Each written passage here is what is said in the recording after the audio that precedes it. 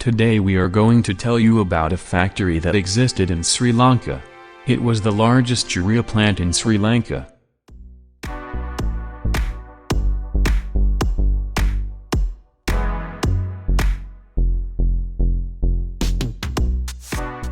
This factory was built in Bayagama area. It's said that this was the biggest investment, and the biggest chemical plant in Sri Lanka at that time. A foreign company called Kellogg Oasis Corporation started the production of urea by building a plant here. Madras Fertilizer Company of India did the packaging and operations. The factory has the capacity to produce 940 tons of urea per day. This large factory consisted of a white iron pipe complex and a chemical reaction chamber. There was also a gigantic concrete tower that turned liquid urea into cubes. A giant concrete warehouse that could store about 20,000 tons of urea cubes. And a 10,000 tons of storage complex that could store packed urea.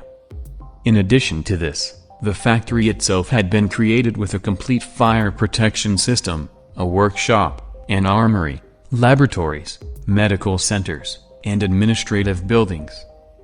Leaders who loved the country in the 60s and 70s dedicated themselves to starting many industries needed by the country.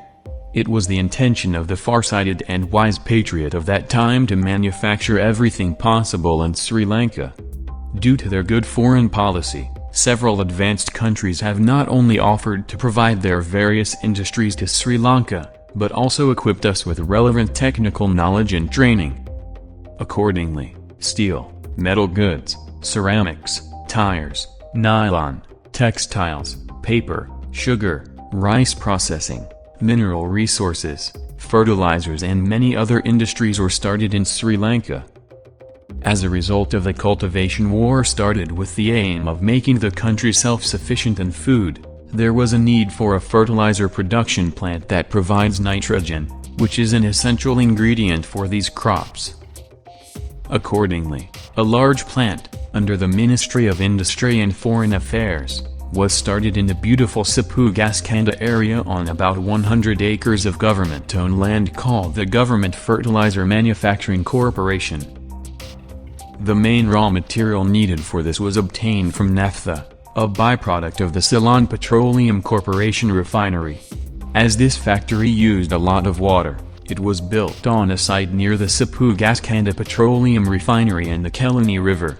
And for this, the nitrogen requirement was obtained from the surrounding atmospheric air. Another special fact is that this was the largest investment and the largest chemical plant in Sri Lanka at that time. It's said that the biggest chamber that I mentioned earlier was brought to Sipu-Gaskanda in a special carrier vehicle with hundreds of wheels by closing all the roads from Colombo port. The urea cubes produced in the aforementioned giant tower were sent to the packing plant through the conveyor belt, and the surplus to the silo. This urea was automatically packed in 50-kilo bags at the packing plant. And those are distributed by lorries around the country. The plant required about 8 lakh gallons of water per day, so a large water pumping station was also built in the middle of the Kelani River. The residential housing complex for local and foreign engineers was built on a beautiful 50-acre coconut land owned by the government called Bait Lanta. Swimming pools and supermarkets were built there for those foreigners.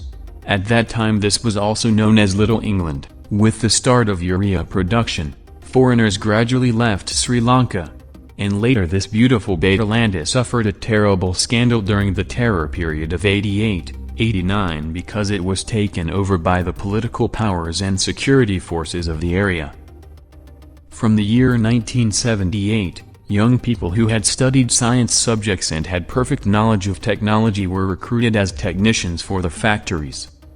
And they were sent to countries like Australia, Netherlands, and India and given relevant factory training. After that, the production activities were started in 1981.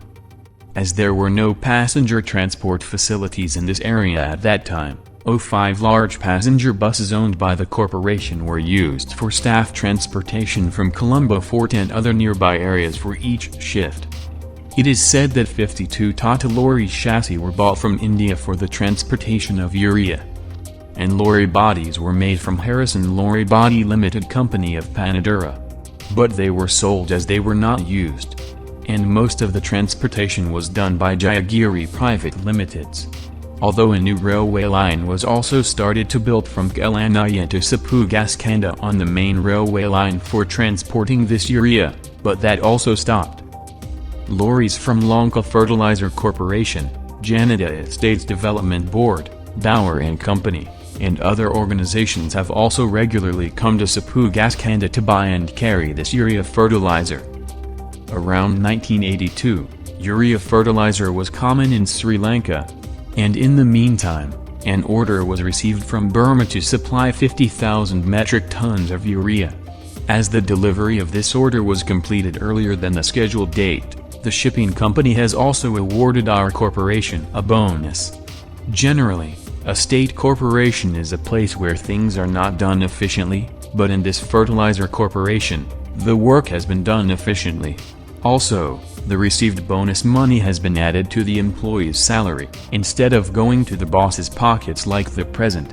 If the plant remains active for a few months, it should be shut down for a few more months for maintenance.